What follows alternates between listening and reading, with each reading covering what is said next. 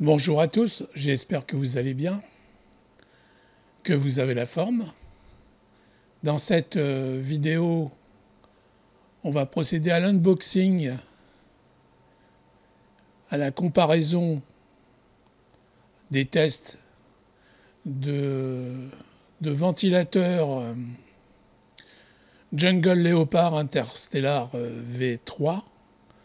Vous les trouvez aussi sous l'appellation TZ-Emrit ou TZ-MRIT, comme vous voulez. Donc, unboxing.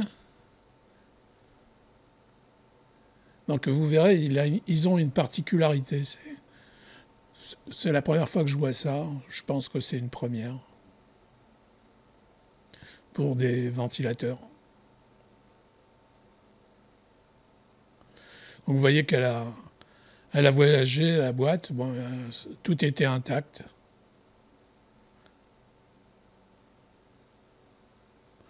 Donc, c'est un pack de 3 ventilateurs.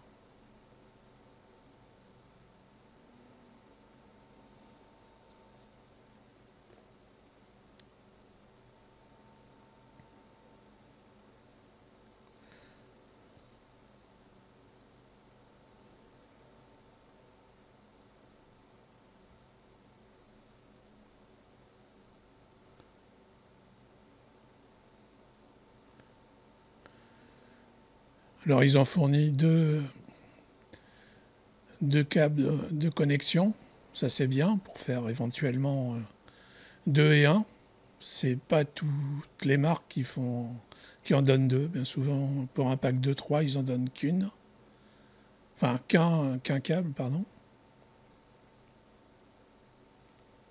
Puis là, les vis, comme d'hab.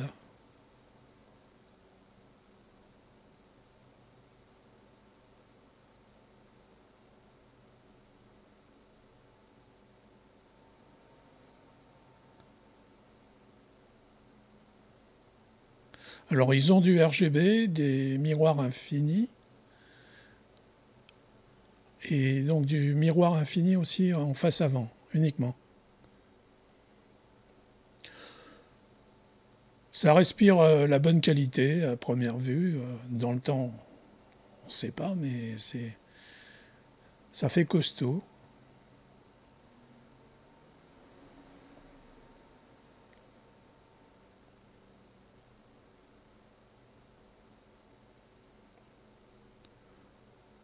Il n'y a pas de mauvais retour sur cette marque. Marque chinoise, bien sûr.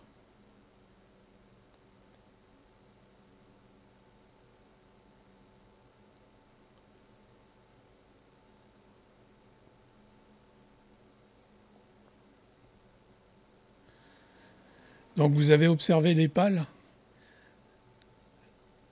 Comme c'est un bimode, les pales sont plus droites.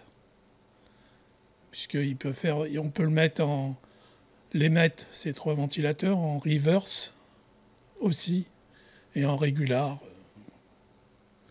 voyez, elles sont plus droites. Elles sont moins incurvées. Elles ont un design spécifique puisqu'il faut que ça souffle dans les deux sens.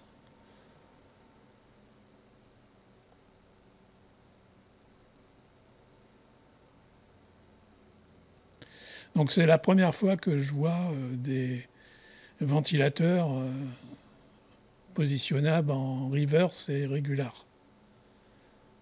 Pourtant, c'est simple, il suffit d'inverser les polarités du moteur à courant continu pour qu'il tourne en inverse. Mais bon, c'est la première marque qui commercialise ce type de ventilateur. Ou alors, il y a quelque chose qui m'a échappé ou que j'ai jamais eu connaissance.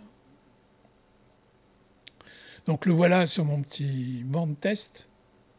Vous voyez, c'est assez joli, en face avant, le miroir infini. Donc c'est du chaînage mécanique, comme vous l'avez vu.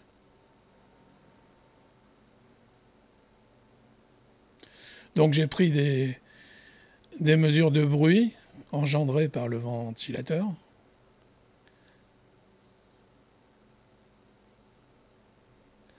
dans les deux sens. Vous voyez, il y a un petit interrupteur, enfin un curseur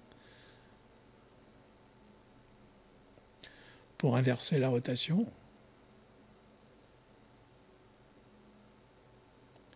Et j'ai pris des vitesses de flux en kilomètre/heure. Donc voilà les résultats. Donc vous voyez que le prix est très contenu. C'est une bonne vitesse. Et il est plus bruyant en reverse. Cette particularité.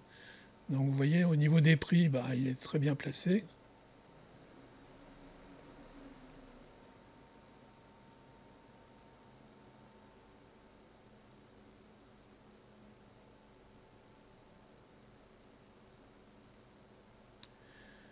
Au niveau du flux, c'est pas mal. C'est même bon pour les deux sens. Pour les deux sens de flux.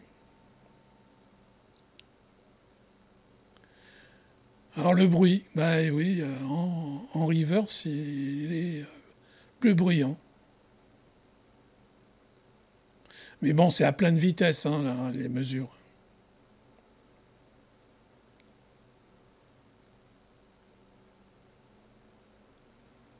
Mais bon, ça reste raisonnable.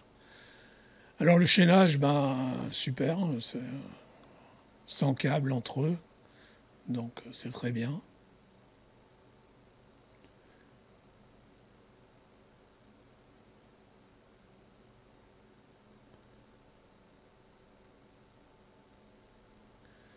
Et puis pour la RGB, moi je trouve qu'il est très beau. Il y a une bonne, un bon ARGB.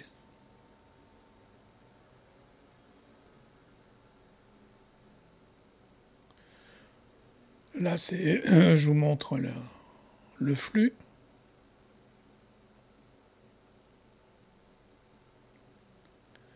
Donc là, il est en reverse. Et avec le curseur, on le passe en régular.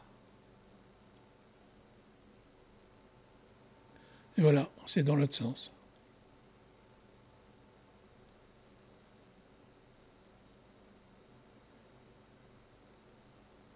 Donc ça souffle bien.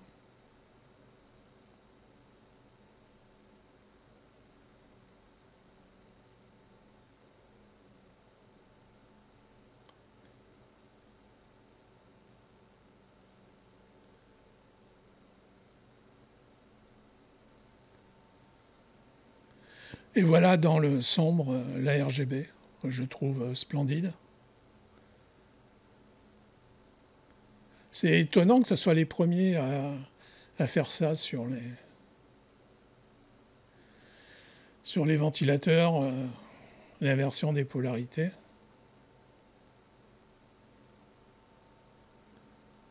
Donc nos amis chinois, font pas que copier, ils innovent un peu. Comme on l'a vu, je vous ai présenté des interstellars de la même marque avec l'écran qui donne les vitesses de rotation. C'était le V4, là c'est le V3 avec ce système. Donc, et puis toujours à des prix contenus. Alors qu'est-ce que je pense de ces fans? Eh bien, ils sont très bien. Un très très bon rapport qualité-prix, de l'innovation avec l'inversion. Bon, c'est vrai que les pales ne sont pas optimisées pour un flux max dans un sens ou dans l'autre. Il faut faire des compromis. Mais vu la vitesse du flux, c'est très bien. Moi, je les trouve sympas et très jolis. Et puis la marque, je vous dis, j'ai pas de remarques particulières à faire dessus. Si vous avez aimé la vidéo, mettez un pouce. Éventuellement, si vous ne l'êtes pas, Abonnez-vous, ça me fera très plaisir d'avoir un nouvel abonné. On se sent moins seul. Et puis je vous dis à bientôt pour une prochaine vidéo. Passez une bonne soirée ou une bonne journée. Au revoir.